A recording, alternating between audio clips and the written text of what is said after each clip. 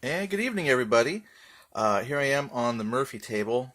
A great question came up the other day, yesterday actually, on Facebook. It was asking, can you do a mashup with Night of Man and 65? Like, how similar are the game systems? And the thought was, could you take some of the space age technology and bring it into Vietnam or vice versa? So anyway, if you just kind of look at it, the possibilities for kind of a sci-fi thing were kind of interesting. But I thought this would be a great point to show maybe some of the similarities between Night of Man and 65, because they're both on the pretty much on the same card-driven system.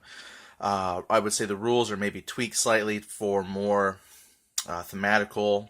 Night of Man, since that's kind of a sci-fi futuristic setting, some of the powers and things might be more thematically suited for that, and then the other rules for 65 with helicopters, that's for more the Vietnam.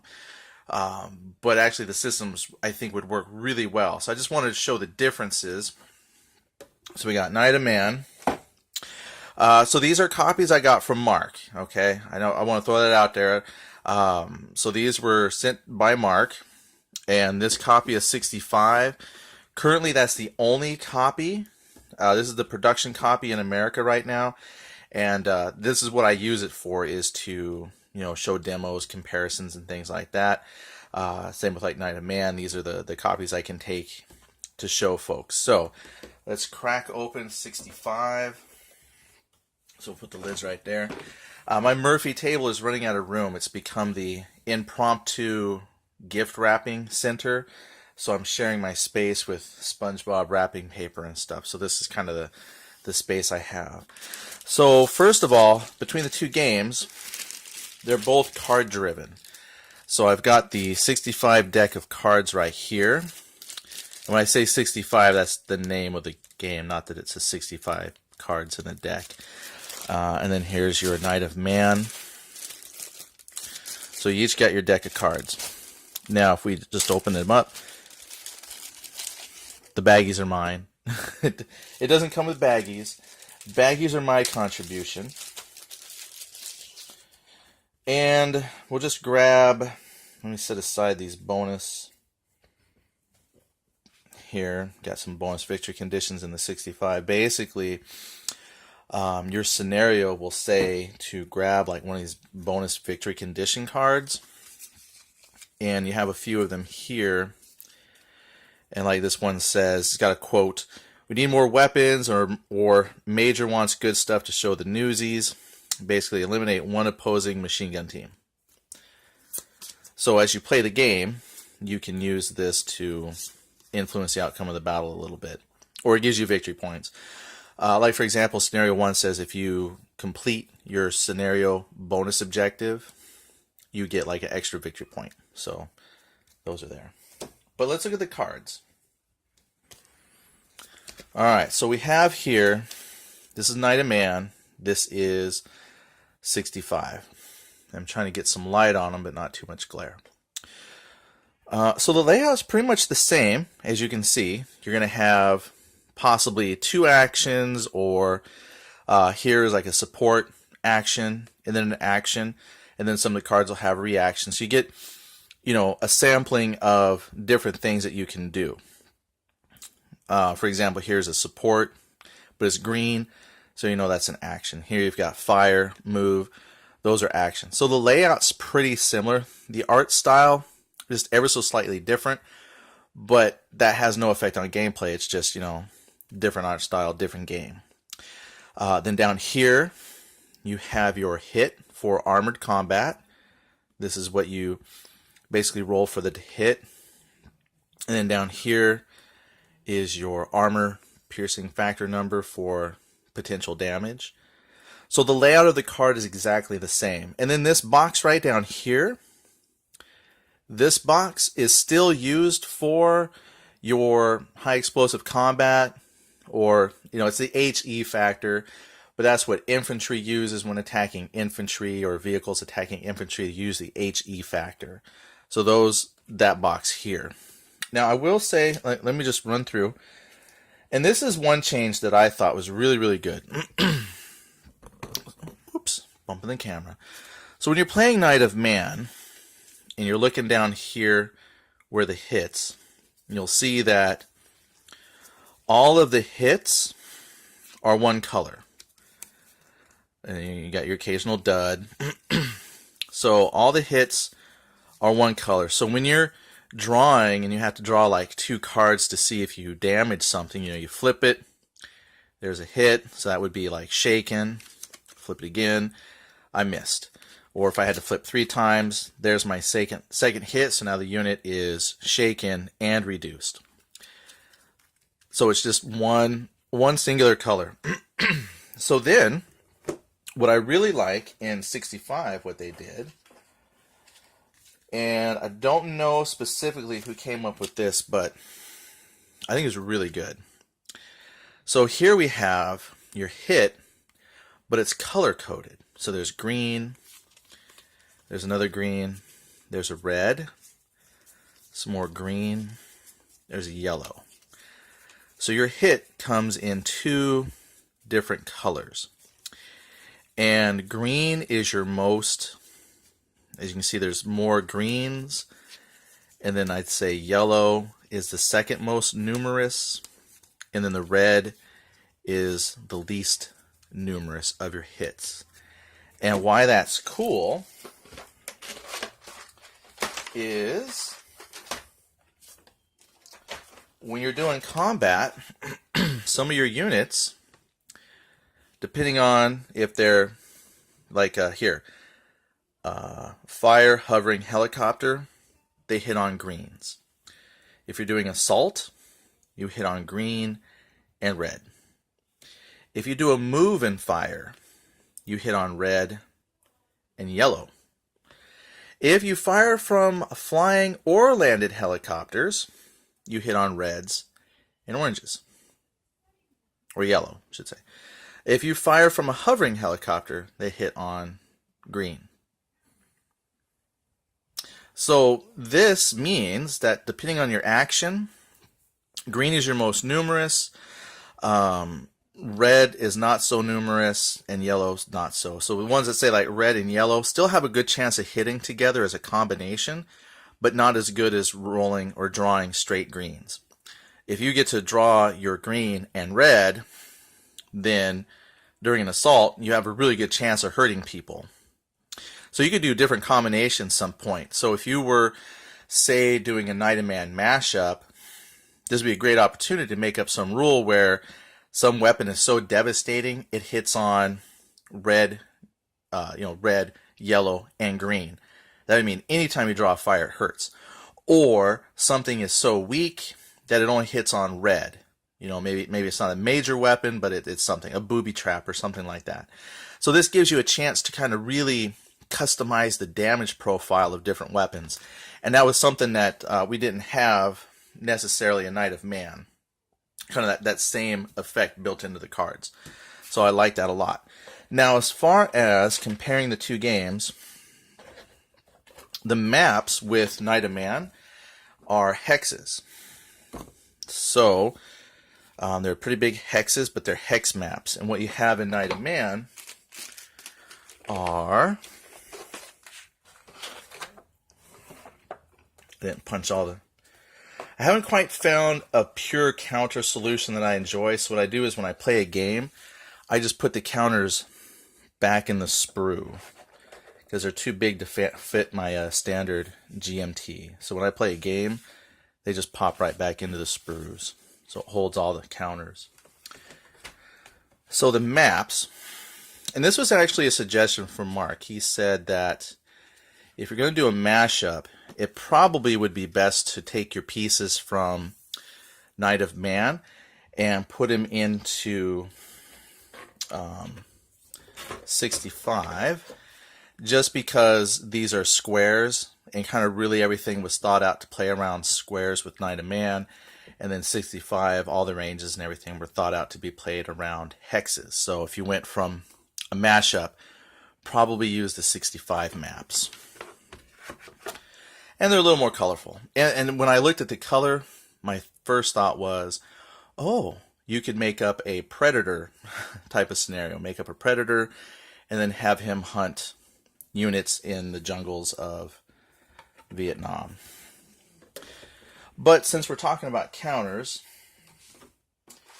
the other thing that I was thinking of, let's pull out some infantry here. Let me go through. Oops, it just popped out a counter. Is the combat values. So here's a killer unit. So the counters then are pretty much going to be simple. These are huge counters. But you have like your armor combat value. This is your I'm trying to remember. That's your regular value. Boy, my memory is terrible. Oh yeah. That's your range. Let's see. I gotta look at the counters to try and remember. That's that. That's the firepower. And that's your to hit. I know brain doesn't quite work after a day of work here. So I'm grabbing this right here. Let's compare with a rifle unit. Oh, so as you can see, the 65 infantry type counters are a lot smaller. And all that the counters in Night of Man are bigger. So that would be one thing as a comparison. So when you're thinking about a mashup, you're probably going to be bringing, you kind of get that sense of scale, like, oh, the aliens are so much bigger, and these are just regular people. But as you can see, the layout for battle information is the same. So this is your to hit modifier. This was your vehicle damage modifier. Trying to remember how it works here. You take the distance. This number subtracts from the distance. You got to roll over that. And then this number and your, because that's like the armor piercing factor. I was just trying to think of what it is. That's your APF. And then this here is your armor defense value. If I had a tank, it's easier to see on a tank.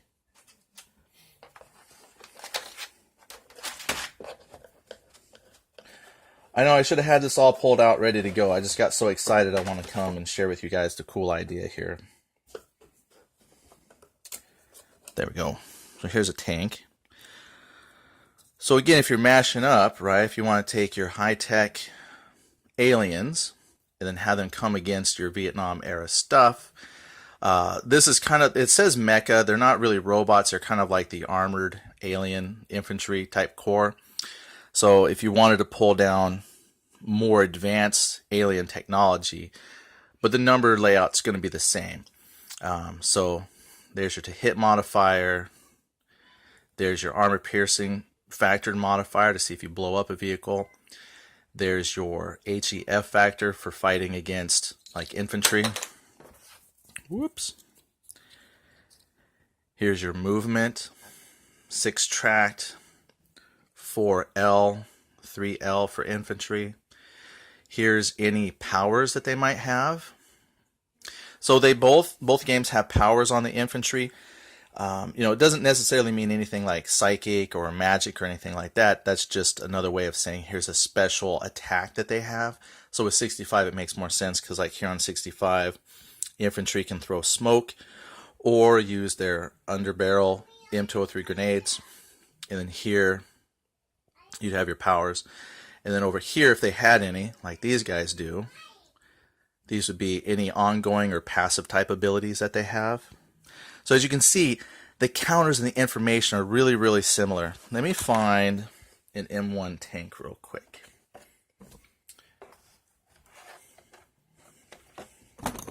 Oops. Don't mind me bumping everything. Here's an Abrams. Let's take a peek here. Trying to get it. There we go. So this was the other problem that I had in mind when thinking about doing a mashup. As you can see, the technology numbers are pretty much the same. The only difference here is you've got 8 movement versus 6 movement. But an M48 tank from Vietnam post-World War II is nowhere near as good as possibly, a futuristic M1A2 Abrams tank, but your combat values are pretty much the same. So the only thing that I was concerned about when you do a mashup is just the difference in numbers and technology. Because even if I look at, if I had an infantry squad, here's a militia infantry, get a full value here, versus, well, they got -1s, but, okay, they've got a 1, they've got 2, so they're like not highly trained, more like militia, and they got a 2 in firepower, but still 3 movement, and then they have an ability there. I'm trying to look at the side. That's an assault with a plus. So again, it's just kind of looking at the numbers, and you would have to decide for yourself exactly how much more advanced would the technology be for, say, the aliens versus Vietnam era troops. Would you have to inflate the numbers of the aliens if you took them back in time to, try and give that sense of superiority? Because your Abrams tank is got pretty much the same stats as your Vietnam tank. So depending on how you play, maybe that works out just fine. Maybe in the end of things, that's not that big a deal. It's still going to be a challenge. But the Knight of Man counters were all designed to be balanced against the other Knight of Man counters with the aliens and killers and militia. So if you brought those aliens back to the Vietnam era with everything having similar numbers, you might not get that feeling of, oh man, we're totally at a loss, we're outclassed. So just a few things to think about. But as you can see though, just on a quick little overview, the two games are really, really similar. But that's good. There's, like I said, the combat damage is tweaked a little bit in 65 with your multicolored fire cards. But you definitely get the bigger all-around counters in Knight of Man, but the stats layout are the same. So basically, if you understand the play process for Knight of Man, switching over to 65 is not that big a deal. The card system that they have, I think, really would play itself to a lot of other genres too. The only thing that's a drawback is you can't really mash up easily because the combat values are balanced for within that game. So to do the mashup, I mean, it would be easy, just take your alien into Vietnam, but depending on how, like, it'd be really hard to take your Vietnam stuff against the current day militia stuff because your tanks are not gonna feel overly powered. So just kind of tweak it, play with the numbers, but because the two game systems are great, the items are laid out the same, I don't think it would be a problem at all mixing and matching and then making up cool alien invasion scenarios of the 60s. In fact, that might make great for making your own kind of, B-movie type game. Instead of Vietnam, you could use maybe the Knight of Man Squares maps and just be like, oh, out in the deserts of Area 51. I mean, come on. How cool would this be now? Take your Knight of Man map. Look at that. Now you're in a section of Area 51 from the 60s, and you're fighting off alien invaders. So the mashup possibilities are great. Just need a little bit of tweaking. Anyway, I've rambled long enough. It's just that the more I think about it, how cool the possibilities will be. As far as a predator counter, someone said, please tell Mark to make a predator counter. Well, I don't think we've got the licensing rights. So somebody will have to come up with an equally cool alien counter that we can all download and print and play and then put into some kind of mashup. As far as when the game 65 is coming out so you can do all of this, check the Facebook. Mark put up a reply and he put a pretty good explanation of when things are coming. So it's still going to take time for things to get loaded to the boats, and then a couple weeks of like maybe 3 or so weeks to cross the ocean, then a certain amount of time in customs, and then however long it takes to get from customs to the shipping areas, and then they got to get mailed out to the world. So, it's still coming. It's just that weight of everything to arrive and get shipped out. I don't have more precise at this time, but please keep your eye out for things. You can always check out the print and play for 65. I did that. I printed everything out. They're functional, they work, and if you print better than me, you can make some nice looking stuff and get playing immediately. The living rules are up on the 65 website as well, so you can go and check out the rules now and compare that with Knight of Man, and you'll see that the gameplay is pretty similar, but that could start getting you thinking about other mashup possibilities. So with that, I will see you all another time. Thanks.